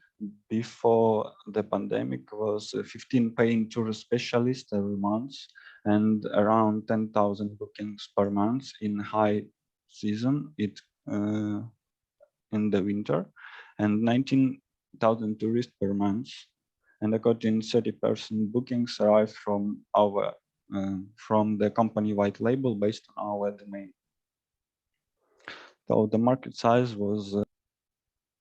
I'm so sorry, Team Tour Hunter, but it's been over 3 minutes. So sorry to mute you, but now you can answer all your queries. Yeah, I see Mohammed, Mr. Sia have raised his hand. You can ask the question. Thank you for your nice presentation. What unique feature that you have, because this type of model, this type of business also available in the other market also. Can you please tell us some uniqueness of your business actually? Yes, for now we have several features which divide us from our competitors. So we have automated booking exception feature, and also have chatbot which allow us to manage booking from our customers. And also in the future, as I said, we want to raise our feature and create new type of payment methods and also receipt. So we want to automate all the process and take care of the all managing stuff and take it from our customers. So what are the competitors now in the market? Yeah, as you see, the main competitors is Bookio, Resgo, Viator, and Expedia. Resdi, and you can book me as well. Okay, thank you. Mr. Dennis? Yeah, look, thank you for this. I mean, my sister's involved in in this space as well, right? And sort of this, travel tech space, and it's a red ocean in a lot of ways, right? And I'll ask you a very blunt question, and don't take it wrong, but what has been your? I mean, you've been around for nearly 7 years now? Like what's been your actual revenue traction over that period of time? Because I mean, that's a long time to be around with a company. Like what's been your revenue? Because you're saying, hey, we're gonna be making 5 million USD over the next couple of years, but like what revenue have you been making annually, over the last little while? Yeah, since the pandemic, we have freezes our project because, as you see, the tourists are not coming to the across the world. So yeah, the last 2 years was very hard to us. But before that, our tracking was, I guess, around 50,000 per year. 50,000 USD, right? Yeah. Got it. Because I mean, that's a pretty big jump, right? To make from 50K to whatever it is. And I mean, you are competing with a lot of different people, right? So I guess I'll kind of re-ask the same question that was asked before me. What actually makes you different? Because I mean, like this is a very, very red ocean type space. What makes your platform better than all the other guys on the market? With much deeper pockets to market and sell that. Yeah, as I said, we want to extend our payment methods and include cryptocurrency payments. Do you think that's a real competitive advantage? Because that's still a very kind of, the mass market doesn't, like crypto is great, but like really, do you really see tourists kind of utilizing crypto over the next little while? Like that's, because you're saying 5 million in the next couple of years. I don't see crypto, potentially making you 5 million in that short space of time, because it's still a very nascent technology. Yeah, the main idea for us is to take care all about the managing process of the booking creation, booking managing, and managing stuff, and that's it. Okay. Other questions? So my question is basically what I understand, Tour Hunter, while first time hearing the name Hunter, I was a little bit scared and excited, but what I understand is you are more of an aggregator as well as a white level service provider, and taking the commission on based on these white labeled as well as your aggregated platform. So that's my understanding. So if I'm wrong, please correct me. In this, to the added one, you say that for 50K users, your value should be around 4 point something million. And you said that 10,000 users, a tourist, I would say, I didn't get the word exactly you said, and 19,000 something tourists in the high season. And so what's the relationship between, and per month, I think that was the number. So what is the relationship existing between that 50K users and these tourists? Is this the same, or how do you differentiate them? How do you evaluate them? Yeah, I got your point. So our users, our customers, is online and offline travel agencies and travel suppliers which provide the tours. And yeah, when we raise this number, we probably want to get this revenue, but 19,000, it was a number of customers which perform the bookings. Yeah, who books our tours. So regarding the traction part, how many users do you have in this past, and how's the growth curve at the moment, or whatever the curve is at the moment? For now, it's not a big number, and to be honest, I don't know the number of this booking per visitors, but as I remember, it's around, to get this point, it would be around 100,000 maybe. Mm-hmm.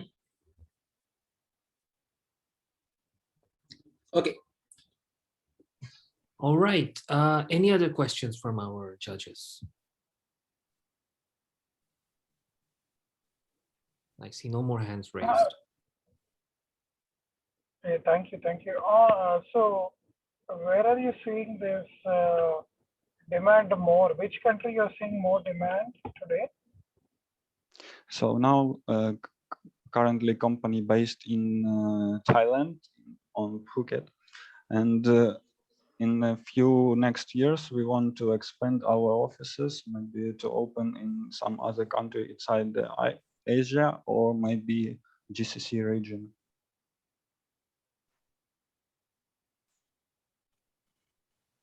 What will be the average spend for a company or for a travel? Sorry, I don't hear you correct. I was asking average spend by the company or the traveler who comes onto your platform, whether paying on cryptocurrency or in US dollars. Maybe you can text your question. I have one question. Your strength is in competitive price or service?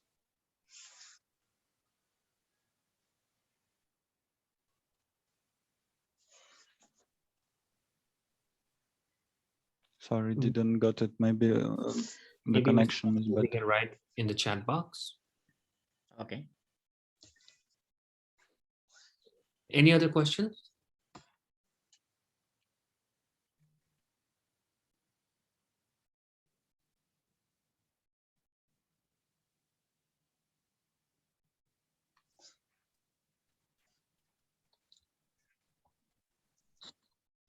Probably not.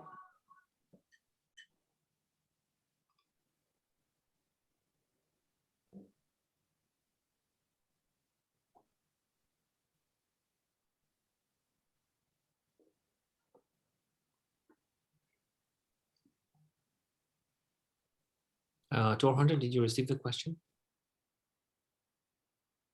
No.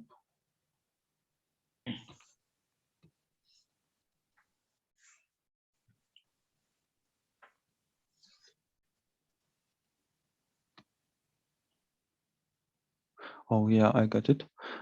So our strength is at a low price and best service quality, because for now I am as product manager of this company, but in the present, in the past, I was a QA who take care about the quality of this product, and I want to make sure that about the quality of the services is the best part and of our product. Okay, all right then. So thank you so much, Team Torhunter, for patiently answering all the questions, and thank you to all our judges for asking those. And get well soon, Torhunter. Yeah, absolutely. All right, so judges, now it's time for the final voting. We will be closing the link in 5 minutes, so please vote. And if you want to change your vote, you can also change your vote. And once you're done voting, please let us know. We will officially close the voting and announce the winner.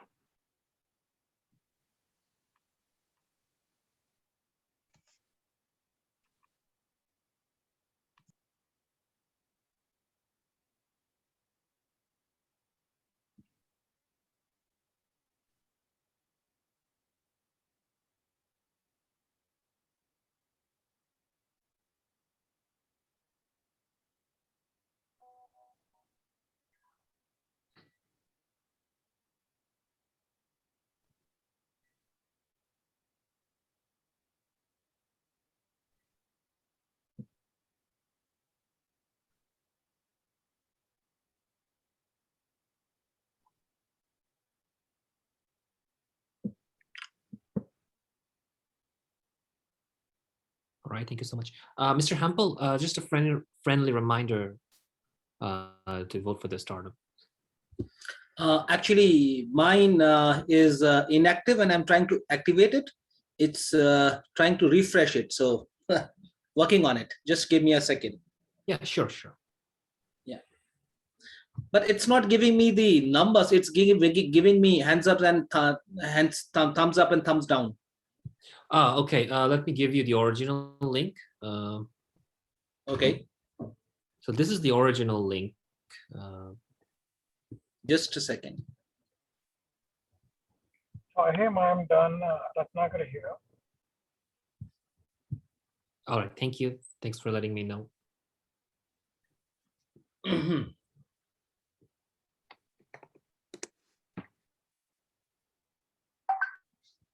You should be able to vote if you use this link. Yeah, it's getting refreshed. So just give me a second, I guess. Sure. Okay, that's there.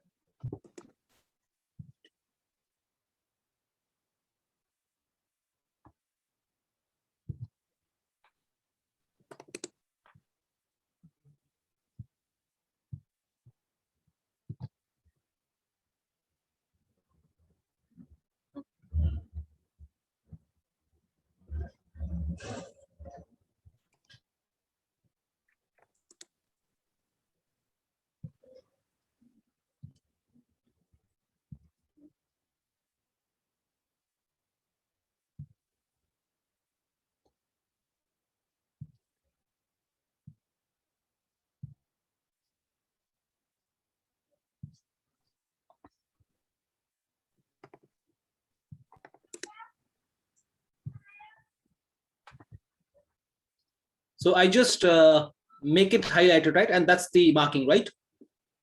Yes, correct. Sounds good. All right. For me. Great. So I'll ask Kate to close the voting.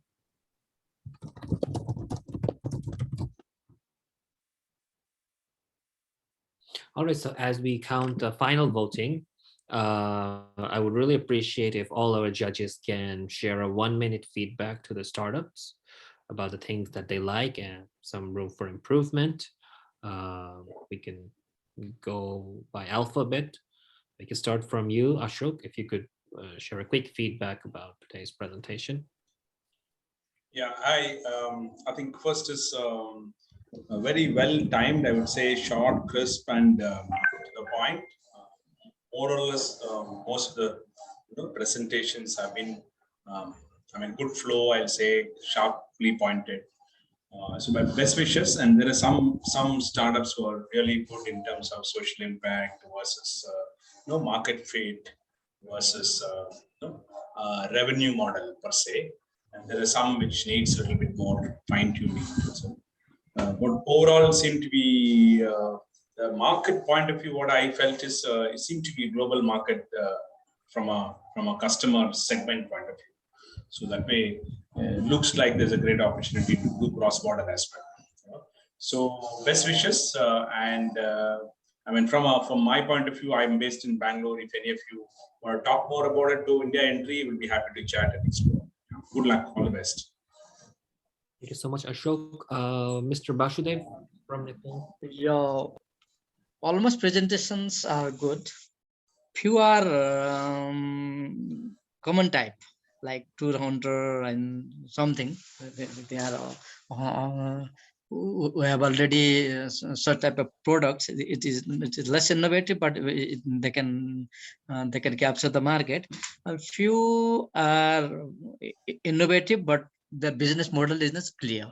And if the product is have to own by the government, then it will its cost is high, and it's a mega project also. That's why it could not be transferred to the society as well. That's where some are the common product, and the special products do not have the clarity and business model. I think so. Great, thank you so much. Then let's go to Mr. Dennis. Yeah, look, a general feedback that I'll provide is, look, and this is something that I've seen many times, is you have to keep in mind that even though you know your startup and you know your space, most of the people you're going to pitch to do not, right? And because your goal is to raise funding, because your goal is to persuade people to either give you money or connect with you and partner up or whatever, you have to be crystal clear about how you actually talk about what it is that you do, right? So I'd say, really work on that, really kind of try to put it into visual language. Don't overload slides with like words, and no one cares about that, right? So make sure that it's all visual, that it's clear in terms of your, the mental models that you're putting across, and make sure that it builds a coherent narrative. Here's the problem, here's why we're doing it, here's how we do it, and here's the outcome, and here's how you as an investor can actually make money from this, right? Because I think that's the missing point. Even if you can't explain the model and it looks good, why would an investor care, right? So look, I mean, I'm not going to pontificate and preach, from a podium. I've made that mistake many times myself, and that's why I'm kind of sharing it from a personal kind of space, right? Overall, like moving into kind of individual startups, look, thank you for making the effort. It's always a pain in the butt to do these things. But, just generally Gravity, once again, look, great job with the actual product. I can see it has potential. I can see it being the zero of HCM, right? Which is where they took these big accounting suites and really SMB'd the hell out of them. So I think you can definitely do it, but you need to get that across a lot clearer, exactly what it is that you do and how you make that money, right? Siam Seaplane, look, to be honest, no feedback. I mean, I think it's a great concept. I think, with tourism coming back to life, once again, I have a sister who's in the travel tech space, so I hear a lot about what's going on. And yeah, overall, fantastic concept. It's just a case of executing. Abby, I mean, honestly, no words. Fantastic product, fantastic pitch. Like I said, I'm being genuine when I say it's one of the best pitches that I've seen, and I've coached many, many founders. Carbon Coin, look, you guys have an interesting thing with this connecting crypto to carbon trading. You just need to basically figure out for yourself how you're going to make money from that, right? It's good to be first to market. It's good to kind of do stuff, but if you're going to be first to market for 5 or 10 years, not making a dime, it's a pretty tough space to be in, right? And then Tour Hunter, yeah, look, I mean, once again, you just have to differentiate yourself. I mean, I don't want to sound negative, but I didn't see or hear anything in the pitch that sounded unique, and I've seen a lot of tourism startups, pitch globally. So I think you really have to work on, once again, making it visual. Definitely not, white text on a black background. That never works. But in addition to that, really trying to show to an investor, how are you actually different, right? Because there's so many different travel tech providers. Like if it's your geography and your geographic focus, awesome. Make that clear, right? If it's your actual platform and how easy it is and the margin that it makes, perfect. Just make that clear, right? But once again, make sure that point of difference comes across. So yeah, I think that's pretty much everyone. So, but anyway, overall, thanks guys. It's a Friday, so good effort being here today, and yeah, good luck with it all. Thank you so much, Mr. Dennis. We can go to Mr. Gajo. Well, I wouldn't like to repeat, Dennis practically said it all. Nevertheless, I would just try to be short and to summarize what are my thoughts about the event. Some startups have managed to attract attention and are very competitive globally. For those who have not been able to present the business model in an adequate way, this should be a lesson that will improve their presentation and their pitch as well at the next event of this type within the startup network or any other organization. As far as the event goes, it was quite a surprise for me, and as far as I can see, for other judges as well. So I wouldn't add any more. Just keep up doing what you're doing. Try to learn from this event. Don't see it as a negative thing. It was really a great presentation. And for every one of you who didn't succeed to move to the next level, use this as your exercise for the next one, and try to grasp for the startups who already presented well, their traction, the way how they present it, to get it more shorter and concise in terms of presentation itself. So I'm looking forward to the next event, and hopefully we are going to collaborate further as well. So thank you for inviting me to be part of this event. Thank you so much, Mr. Kadru. Mr. Hempel. Thanks, Fahim. So I was happy to be surprised to see that the presentations were well themed for the 3-minute slots. Fahim was very, very specific. He kept you mute. That was nice. Only thing is, there was a good combination of the clarity and the niche market fit that your product or your services were trying to put forward. but obviously we can understand the timing was definitely a challenge, but I was happy to be surprised with your fitting that presentations. Somewhere, as Dennis already mentioned, there were,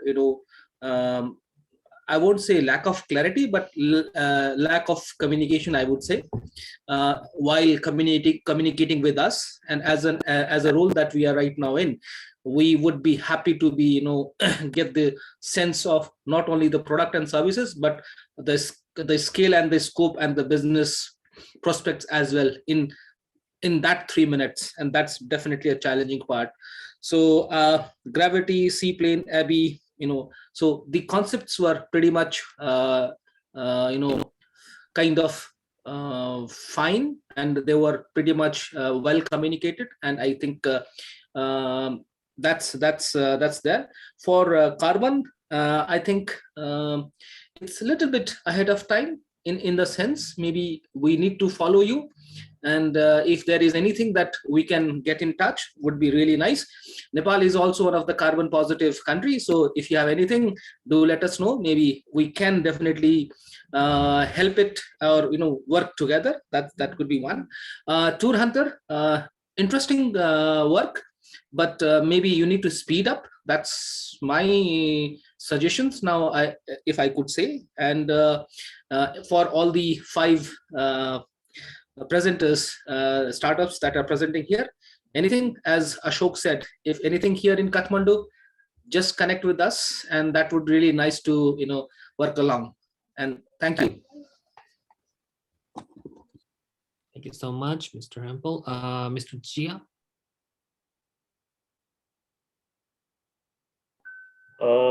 Thank you all. In fact, most of the presentation are crispy, but one feedback, basically time is too short. For 3 minutes for a presenter to elaborate a business case is likely too low. Probably you can consider 4 or 5 minutes at least. Some models are very good, innovative, probably need to furnish with a business proposal like P&L model. Some are more or less common, but Abhi, I think they have actually done fantastic job. The product is very innovative. In fact, C, I think needs to actually refurbish their business model with P&L. Seaplane, Gravity also fine, but Tour Hunter, I think slightly common proposal. But overall, we can consider the good number of basically a startup. So thank you all for participating. Thank you so much. And last but not least, Mr. Ratnakar. Okay, thank you for the opportunity. I think as most of the judges have informed, the first 3 companies were able to present very well. The last 2 companies unable to catch up what we are looking as a judges. And one of the key things missing is the market potential of their product, which they were unable to explain, which I observed.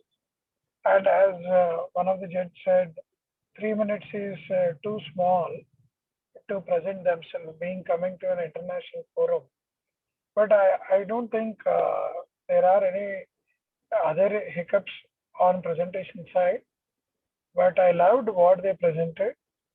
Only on the market scaling, I think they need to improve a little bit more to understand how they can scale up the company much faster. That they need to explain it very well, actually.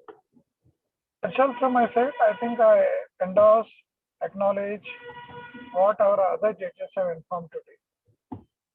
Thank you for being part of this panel. Yeah, thank you so much.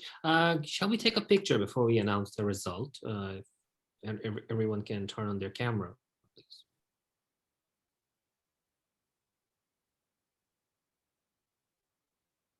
Judges, startups,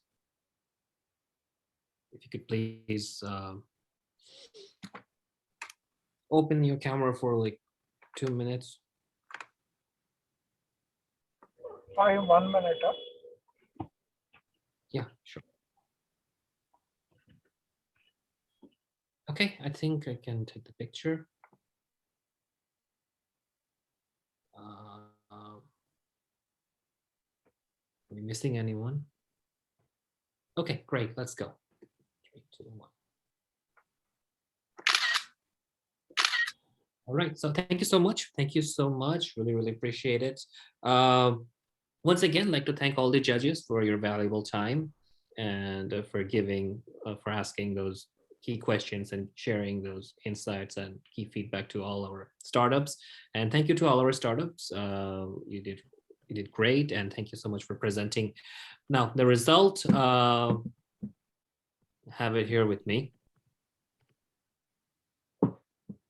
Okay, the third team, they got their average score is 3.2. They are team gravitybi.com. They're okay, right. Second team, I particularly like this team. Their average score is 3.6. They're from Thailand. They are Seaplane Asia. Okay, and the winning team, any guess? Any? All right. Up with the suspense. Abby would be. Yeah, it's a no-brainer. So the winning team is Team Abby, GoTech. Their average score is 4.7, and yeah, the highest score.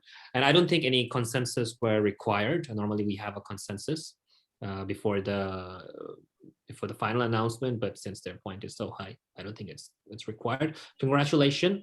You will be going to you're guaranteed to participate in the Asia Unicorn Battle, where you will be different startups from other countries will come and fight with you.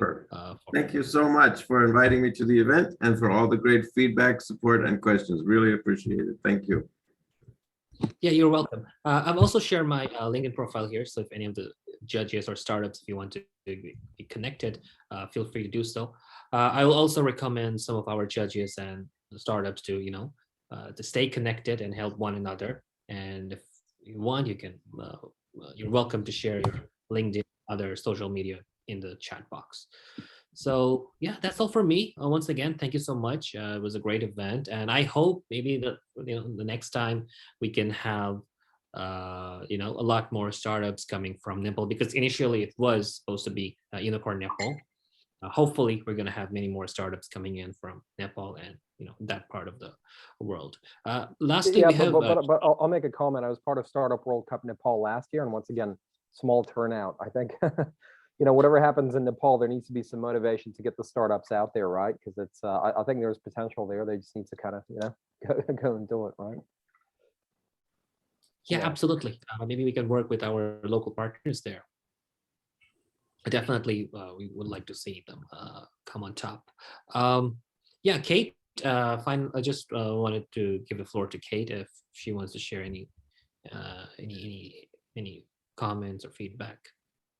No, I just want to express my congratulations to all participants and to the winner. We will contact you closer to the Unicorn Battle Asia that will be held on March or April. I don't know the exactly date now, but I will contact you and see you soon online at our regional events. Thank you.